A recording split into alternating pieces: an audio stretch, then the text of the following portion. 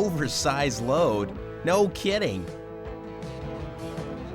These guys hogged the highway for 900 miles, all the way from Arizona where they were constructed.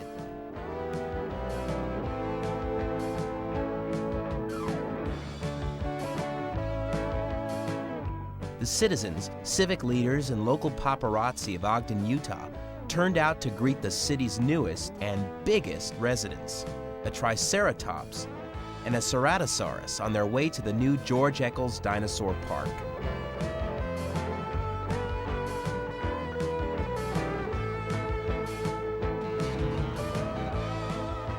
This is number 28 and 29 of our park and creatures, and we have 13 more ordered. We don't necessarily want to have more creatures than any park in the world, although I think we're approaching it. The newcomers joined a Mesozoic menagerie of prehistoric creatures that roamed here millions of years ago. We certainly want to have the biggest representation of the dinosaurs that were in this area. Attractions like the George Eccles Dinosaur Park entertain as well as educate about how these creatures looked and behaved. Some parks have recreated elaborate themed environments to transport visitors to lost prehistoric worlds. Museums are being invaded by lively new inhabitants. Animatronic dinosaurs in touring exhibits perform next to the skeletons of their ancestors. An old department store has been recycled into a simulated environment for prehistoric interaction. Who knows? These days you might even encounter a prehistoric at your local shopping mall. The last one died out 60 million years ago, but they're undeniably the biggest celebrities around. My favorite dinosaur is the Velociraptor. The pterodactyl.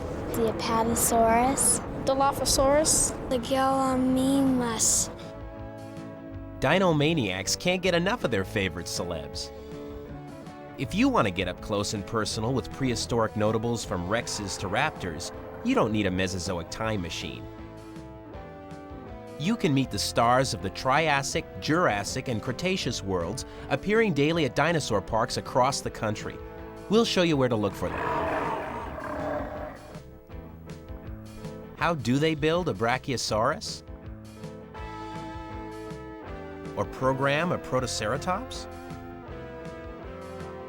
You'll discover how craftsmen and engineers recreate dinosaurs, from the claws up, so to speak, for new theme parks and exhibits. Dinosaur destinations are waiting to be explored. T-Rex and his pals left their dinosaur tracks, so let's follow them. He left his dinosaur tracks. Dinosaur tracks in the ground. Dinosaur tracks in the ground to be found by you and me. He left his dinosaur tracks. Dinosaur tracks in the ground. Dinosaur tracks in the ground to be found by you and me.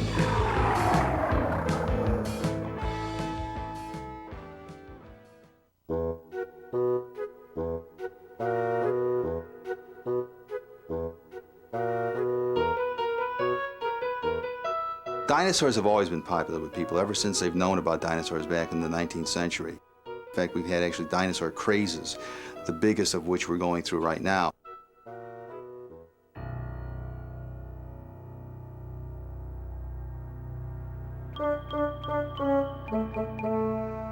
First stop, the museum home of collector, author, and expert Dinosaur Don Glut. If you want to talk dinosaurs, hey, this is your guy. The public was really first introduced to dinosaurs back in the 1850s. At that time, there were only 3 dinosaurs named, and the scientist who coined the word dinosaur, Sir Richard Owen, commissioned a sculptor named Benjamin Waterhouse Hawkins to make a set of life-size dinosaurs, the way they thought they looked back then, for the Crystal Palace Dinosaur Exhibition. These would have been the first dinosaur figures ever made.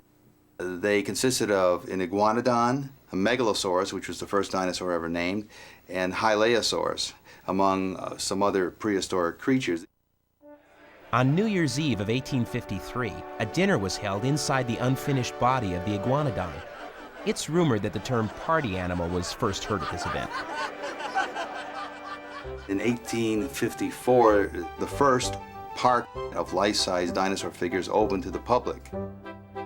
Those figures are still there, still standing to this day, and they're maintained. So if you're in England, you can see these figures. They're not paleontologically accurate, but they were the first attempt to recreate life-size dinosaur figures. Not paleontologically accurate? Don is a master of the understatement. That horn the iguanodon proudly wears on his nose actually belonged on his hand. Scientists later realized it was the thumb. Well, maybe now I can hitch a ride out of this stinking swamp. With more bones to work with, they began to get it right. Fossil hunters out west shipped tons of skeletons to museums where remains of fantastic creatures were put on display. Crowds gazed up in amazement. The movies brought those old bones to life. I took my lady to a picture show. The place was shaking right to the back row. 'Cause on the screen they were showing dinosaur movies. These scaly monsters were engaging a fight and smashing cities just to show off their might. They made it big, superstarring in dinosaur movies. Dinosaur movies. Dinosaur movies. Dinosaur movies. Taking to the open road led to new experiences like backseat arguments, gas station pit stops, and those famous words, "Are we there yet?"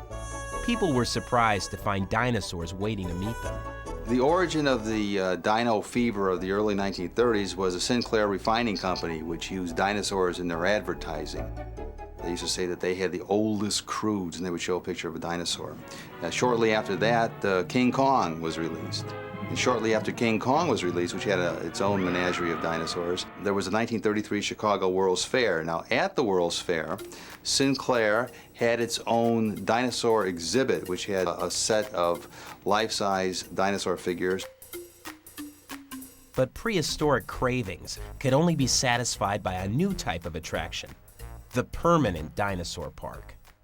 The dinosaur park, essentially a park populated by life-size figures of prehistoric creatures, as a nationwide phenomenon is relatively new.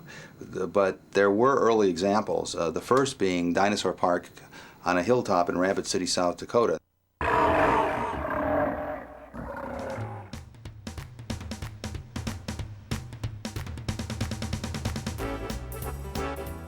Atop what was once called Hangman's Hill, these figures were built during the Depression years of the 1930s by a government-funded agency called the Works Progress Administration, or WPA. The construction of these New Deal dinosaurs provided much-needed jobs during hard times. Some 60 years later, they're still attracting as many visitors. Some from nearby Mount Rushmore. Bully, George. There's something around here older than we are.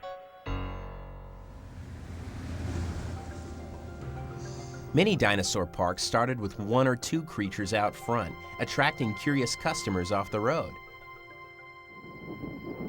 If you owned a drugstore at the edge of the Dakota Badlands, how would you attract customers? With an 80-foot aspirin bottle or a brontosaurus? The dinosaurs seem to make good business sense. In Wall, South Dakota, east of Rapid City, where this handsome specimen continues to bring them in to the famous Wall drugstore. Meet Dinah, the official greeter of visitors to Vernal, Utah, gateway to America's dinosaur country. Early fossil finds in the area uncovered Diplodocus, Stegosaurus, Allosaurus, and others. At the Natural History State Park on Main Street, you'll see some of those bones on display in the Utah Fieldhouse Museum. Next door, you'll find yourself among recreations of those prehistoric superstars in dinosaur gardens.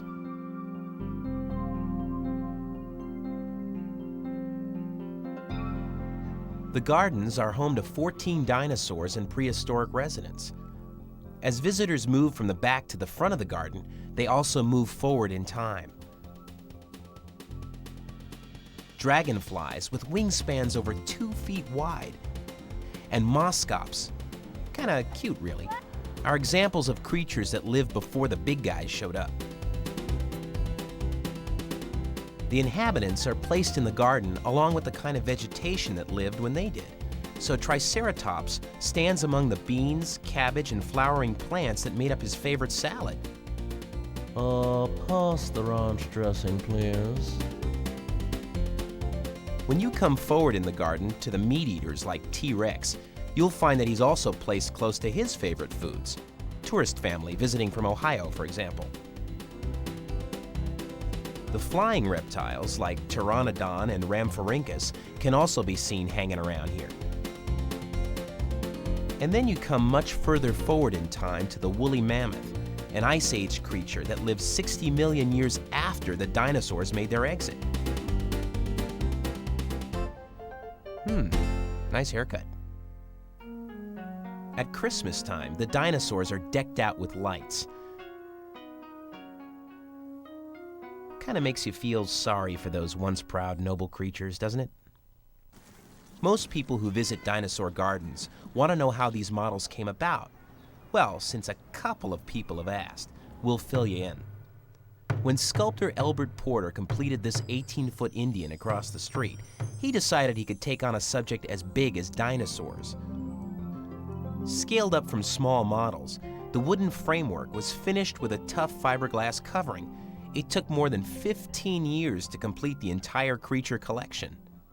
Believe me, I love dinosaurs. Yeah. I'll do anything to get here. I'm gonna live here. They're all 3 dinosaur fanatics. The kids bring their parents, their grandparents, aunts, uncles, etc. We're from Alaska. But we have a lot of kids from all over the world. They enjoy it a lot. I think it's really good for them, you know, because they have all these questions about them. They keep asking us how big they are, so now they can see. Instead of just seeing little toys about this big. Believe me, it's a lifetime experience. Yeah. You can bet those little dino maniacs will be dragging their parents to the Quarry Visitors Center at Dinosaur National Monument, 20 miles east of Vernal.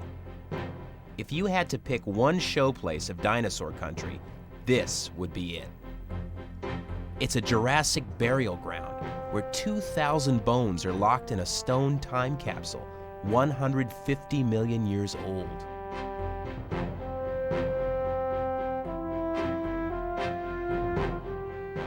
Geologic uplifting exposed this dinosaur death scene. The 200-foot wall displays the bones of hundreds of animals trapped in the flood of a long-ago river. The bones are left in place, just as deposited. From the observation deck, diagrams help visitors locate the bones of different species. Below are displays featuring the animals captured within the wall. While most were plant eaters, this meat-eating Allosaurus also met the same fate. Park ranger programs bring to life the story of what happened here for audiences of young and old. There's much more to see in Dinosaur National Monument than bones. Visitors can explore 325 square miles of spectacular canyon country sprawling across the border of Utah and Colorado, with scenic drives, wild rivers, camping, hiking, and fishing. This is a largely undiscovered gem of the national park system.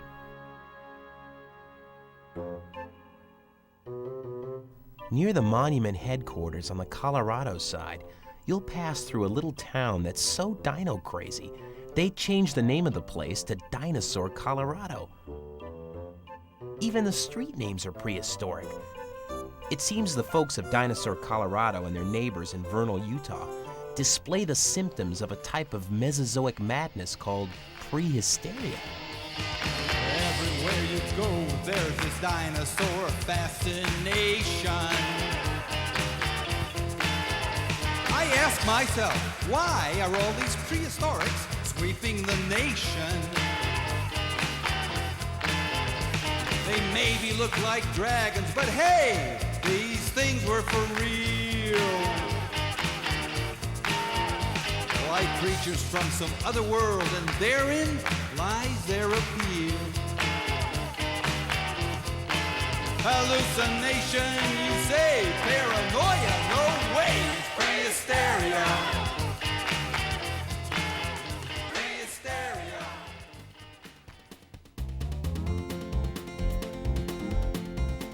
Dinosaur builder Claude Bell had a philosophy. People will stop to see something big. These proved to be wise words in the desert town of Cabazon, California.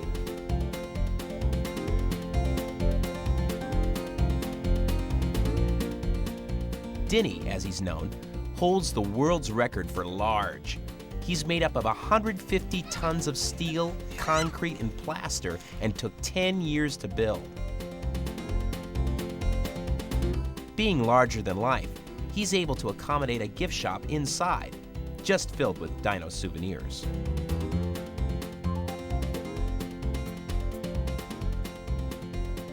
Dinny's pal Rex is always smiling, ready for the hundreds of pictures that are taken of him every day.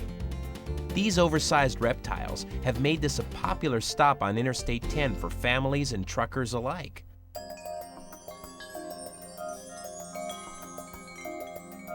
If you were cruising along the Oregon coast and your kid spotted a T-Rex up ahead, there's no question about it, you'd stop. Now this seems the perfect location for a dinosaur park, a lush rainforest full of ferns and moss-covered trees. You expect to encounter something strange at every turn in the path.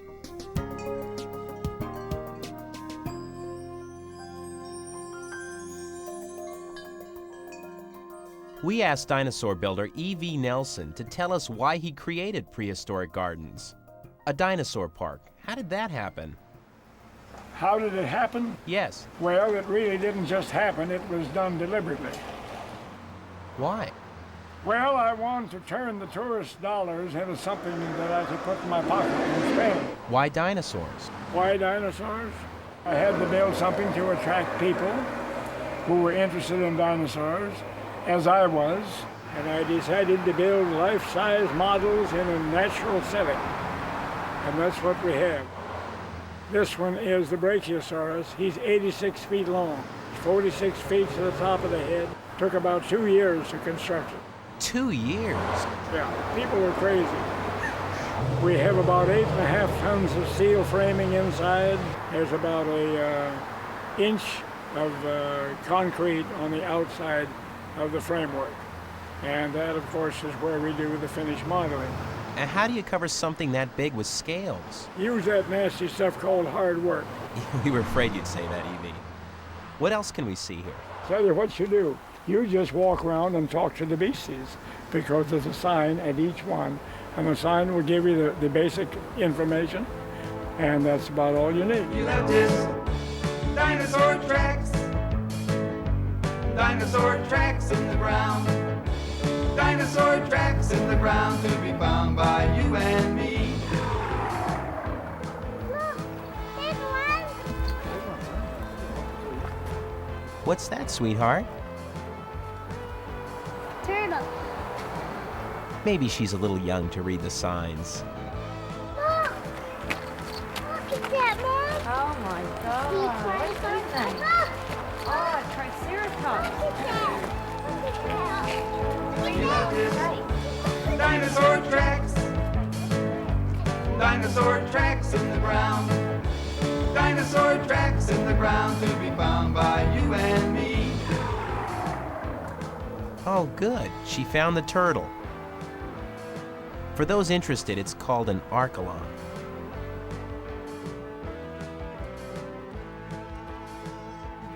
Oh, look. They're eating something. They're eating something. Kids sure love it here, right, E.V.? We have no control over the kids. Fortunately, I wish we did many times. Some of the little monsters can be a real problem. Tramping down the ferns and kicking the paint loose. But E.V.'s still young at heart. He felt the same way about dinosaurs when he was a kid. I played with them when I was a child about 70 million years ago, give or take a few million. Thank you, Evie Nelson, for an enjoyable visit to Prehistoric Gardens. An hour's drive from Branson, Missouri, you'll find the world's largest prehistoric park. Welcome to Dinosaur World in the Ozarks of Arkansas. Here you can take a safari in the safety of your car on 2 miles of road past more than 100 life-sized replicas.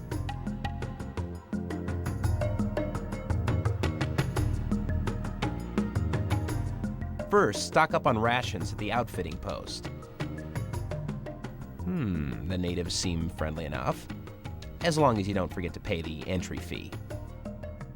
Proceed with caution. Don't make any quick moves that'll scare the animals. It's too late for this tourist, clutched in Kong's hand. Watch out! Watch out behind you! It's a big kitty with big teeth, and he looks like he hasn't missed any meals. Hey, let's escape across the swinging bridge to the picnic shelter until things calm down. Going on a journey way out on the sea, through a cloudy barrier to a land of mystery, where cliffs are craggy and the jungles are hot. But hey, I can't find it on this map that I got. The unknown lost island that time forgot. Prehistoric Eden, strangers ever seen, rumble in the jungle where the beasts are big and mean. Watch where you step, there could be quicksand about, and vines that'll grab and twist you inside out. The unknown lost island that time forgot. Look out, there's a dinosaur hungry since time began. And if T-Rex doesn't get you, then beware the beast that walks like a man. Whoa, what a place that makes you want to shout. Help, get me home before my ammo runs out. The unknown lost island that time forgot.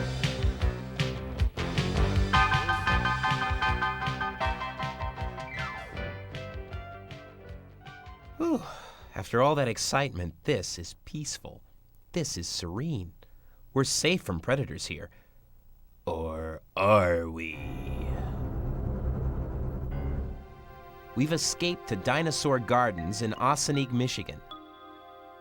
Ossining, you know, right down the road from Alpena.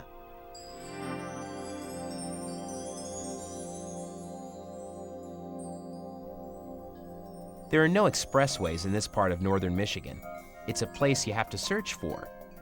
They found it. They're not afraid. A field trip to a prehistoric zoo. A lot of young people come through here and are very excited about seeing something in place, life-size, that they read about in books. Dinosaur Gardens was a personal vision of a sculptor who imagined this cedar swamp as a dinosaur's environment. Owner Frank McCourt worked with the artist. Paul Domke spent 35 years of his life working from daylight to dusk to build concrete dinosaurs. His message, if there is a message to this park, is that the first chapter of Genesis could be true, and it could be that God created the world in 7 days, but they weren't calendar days. They were millions of years.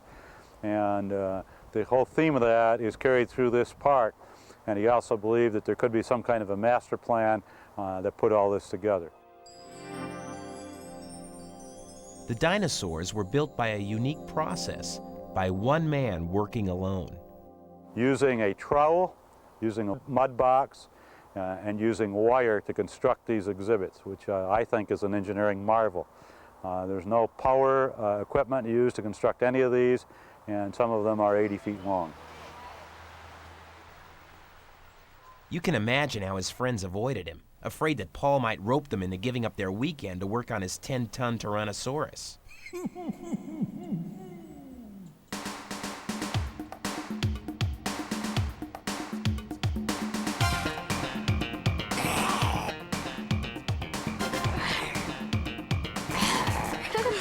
Welcome to America's favorite prehistoric park home videos.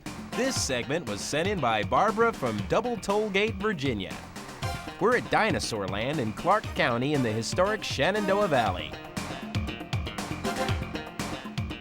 The place began as a gift shop and just kept growing.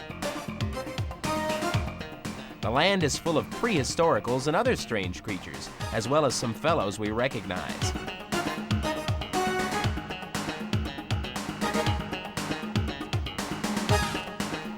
The epic battle was recently added. It's rated PG-13 for some violent content. Thanks, Barbara, for sending in your video of this very popular tourist destination.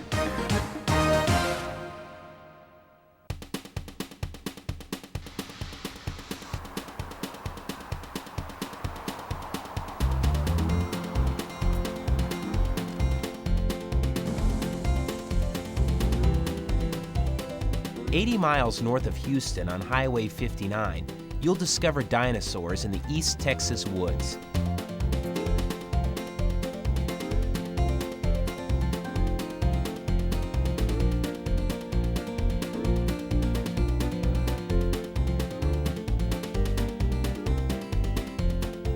These few acres of prehistoric fantasy belong to dinosaur dreamers Don and Yvonne Bean.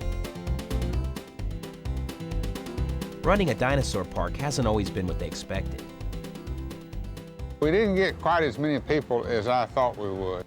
I didn't know really exactly what to expect because I had never run a business before. It was our first time for anything like that, so we had to scratch our heads and figure out what to do from one time to the other. We watched the traffic and thought we had an awful lot of traffic and could pull every other car off of that highway. Well, we got our dinosaur gardens in, and we're real proud of them, but we don't pull in every other car off of the highway.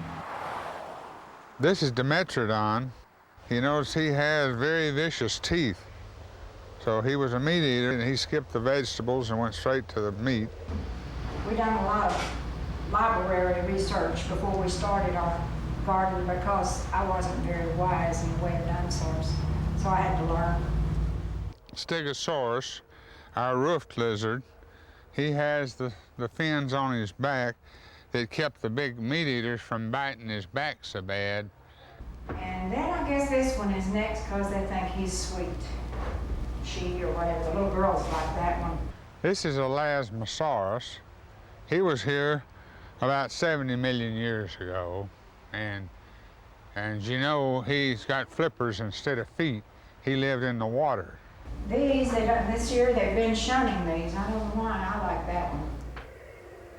Called him carving knife tooth. People break the teeth off. I don't know why they do it. I put those teeth in, not a very good job. We have a lot of fun with children. We have some that you never get through the garden because they're afraid and you just can't talk them in there.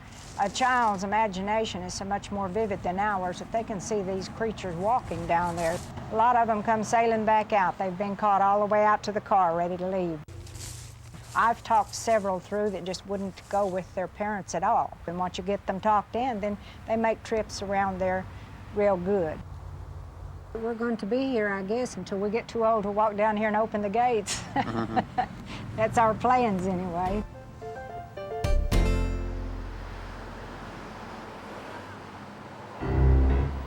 Kids design their own at this dinosaur park.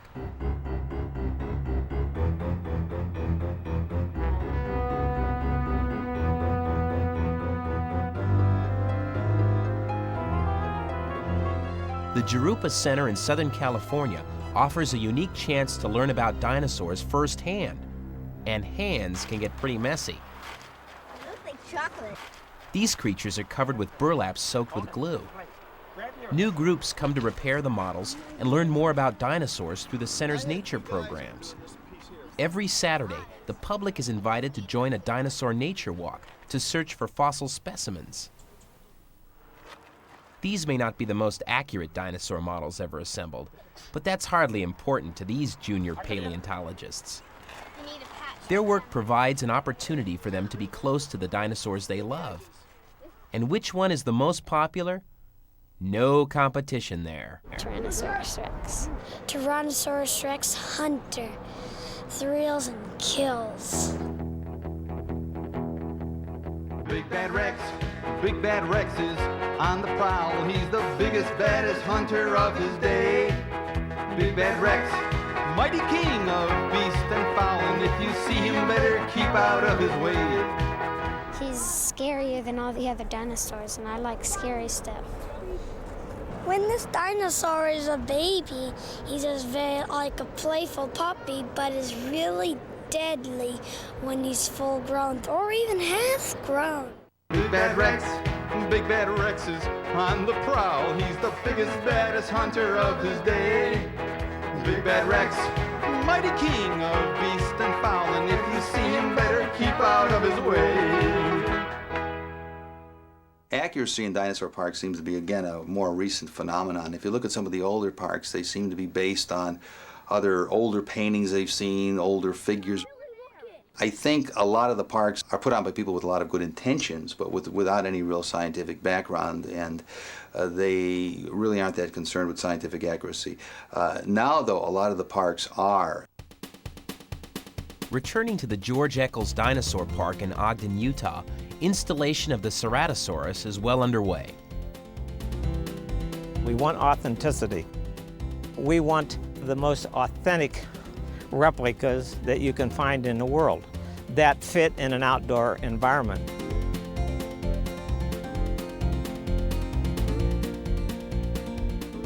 Bob Marquardt, head of the Dinosaur Development Committee, has watched his vision come to life.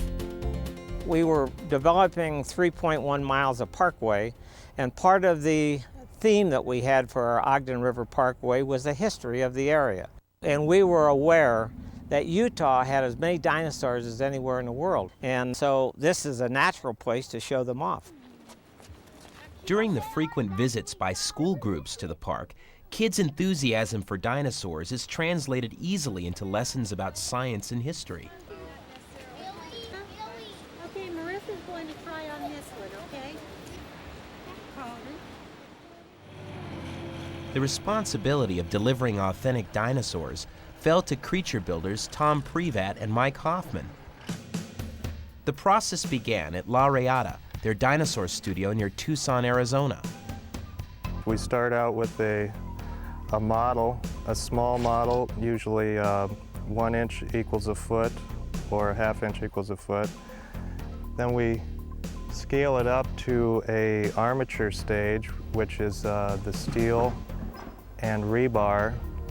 And then we go into the shooting of the concrete, which is the rough-in phase.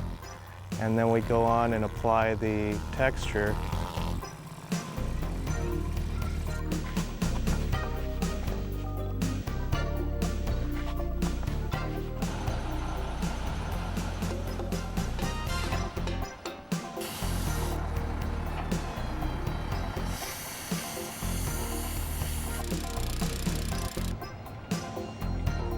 It was a long but satisfying day for a dinosaur builder. Feel great. I can't feel any better. It's in.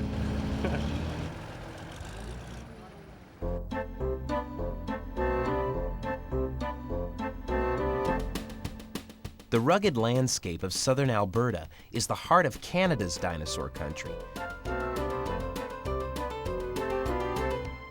The ancient animals and geology found here have been recreated in a unique Mesozoic theme park at the Calgary Zoo.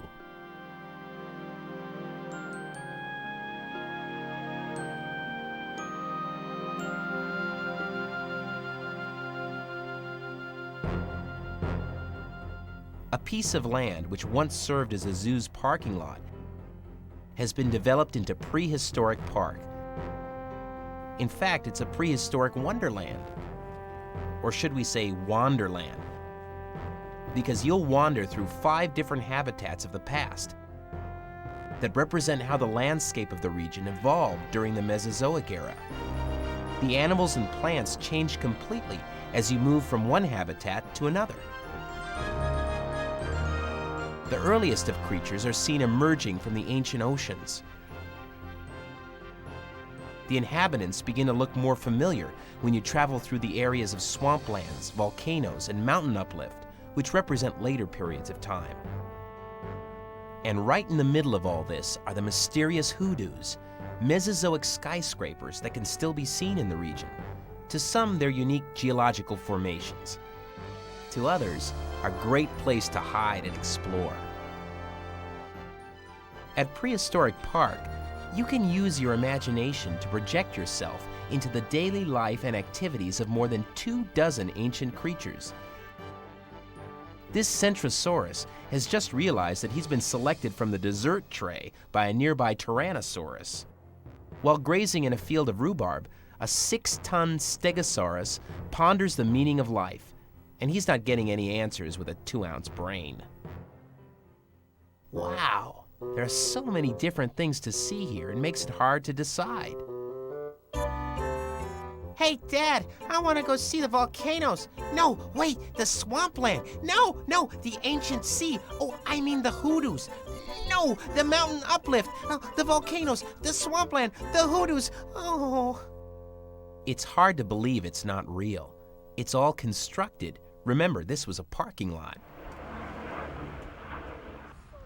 Once models and environments as authentic as these are produced, dinosaur fans have only one more request: make them move.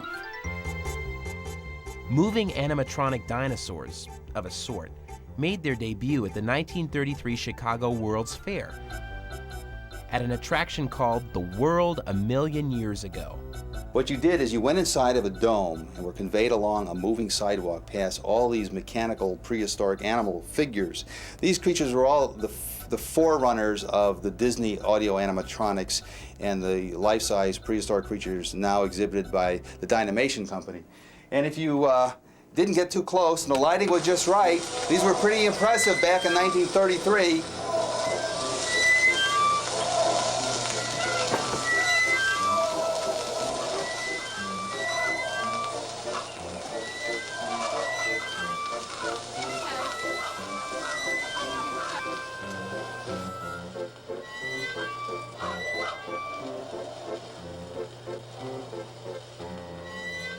Dinosaurs made another guest appearance at the New York World's Fair.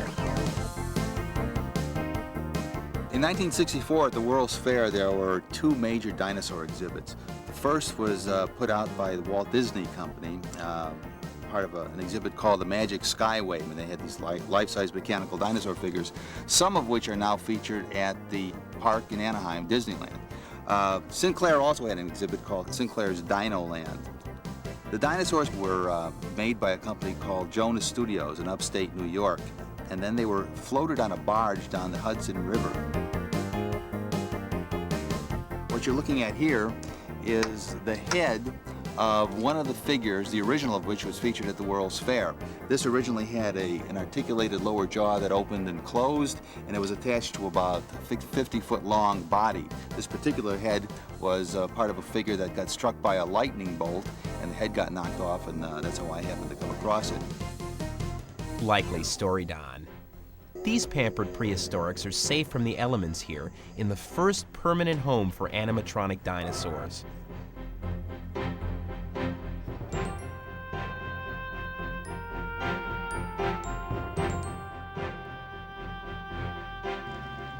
If this building reminds you more of a department store than a museum, it should. It was formerly a JCPenney's.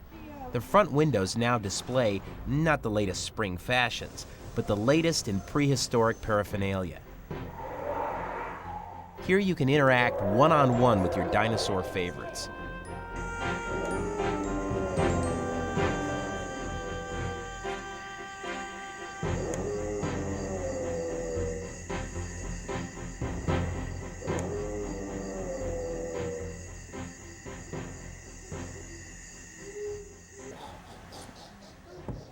Look in on an active paleontology lab if you're interested in how bones of new discoveries are prepared. You can even make your own Pachycephalosaurus do tricks. Okay, sit up, roll over, play dead.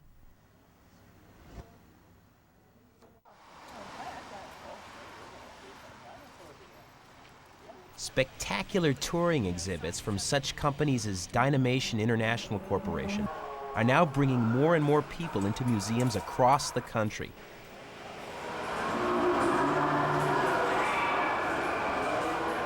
These dinosaur celebrities may be making a personal appearance near you.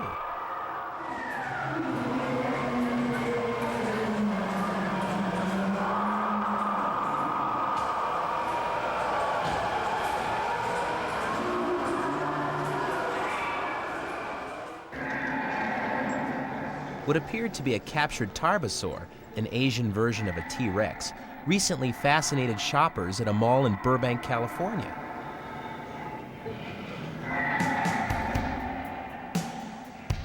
The tarbosaur got his start at Creative Presentations in Valencia, California, where high-tech dinosaurs and other creatures are brought to life.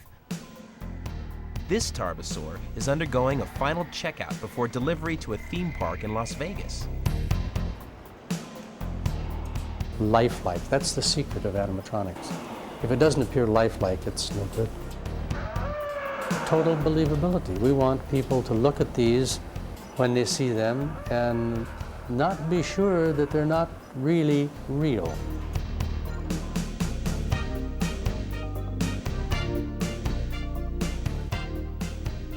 These are state-of-the-art dinosaurs.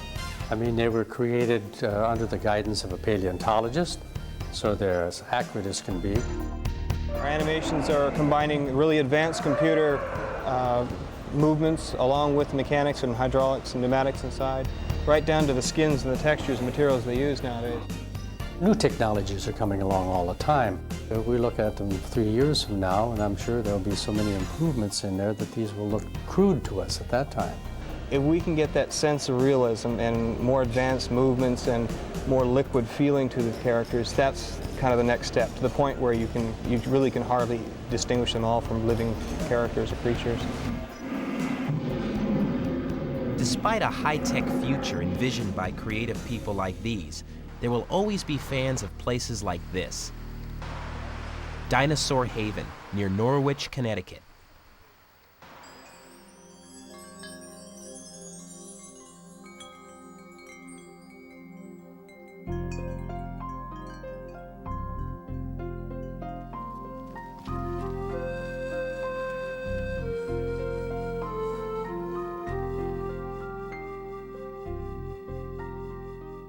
Dinosaur Haven is old-fashioned. It's a garden. It's not about computers or electronic things or anything like that. It's family fun. It's a quiet statement. A real good thing about Dino Haven that you don't get in other places is that you're out walking in the woods. And although the animals aren't moving around and they aren't growling and burping and doing, things that we think dinosaurs did or sounded like, you get kind of the feeling of an animal in the woods in its environment, and you don't really get that in a museum, and that I like. This is my Stegosaurus Miles, and I made it sort of as an honor to a friend of mine. I made the face to look like his face, and I invited him over when it was finished, and I said, "Will you come over and look at my Stegosaurus?" And he looked at it a long time. He said, "I like it, but it really looks stupid." And I told him much later that it was a portrait of him. He's still my friend.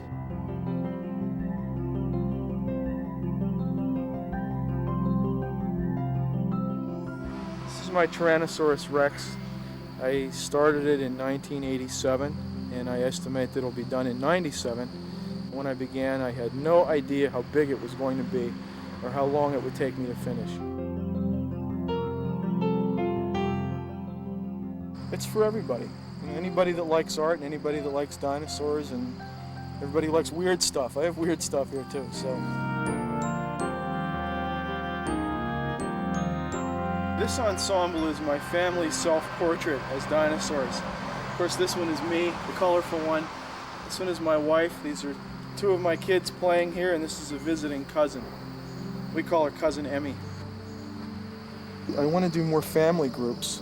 If I have a theme here at all, that's it, I guess. It's like that family kind of thing. Family fun, that's my theme. You're not a dinosaur. What are you doing here? This is my Catosaurus. I shoot from the heart. I want emotional impact. I want my people who come here and look to feel warm about dinosaurs, about families. This project is integrated with my family and my home, and it's all kind of woven into a fabric. Dinosaurs continue to hold my interest. You know, the animals are just cool. They're wonderful. They're nature's greatest hits. Nature's greatest hits. Dinosaurs have given us plenty to look up to. They continue to fascinate us in their many forms and interpretations. They're out there, waiting to be found. Just follow those dinosaur tracks. You left his dinosaur tracks. Dinosaur tracks in the ground.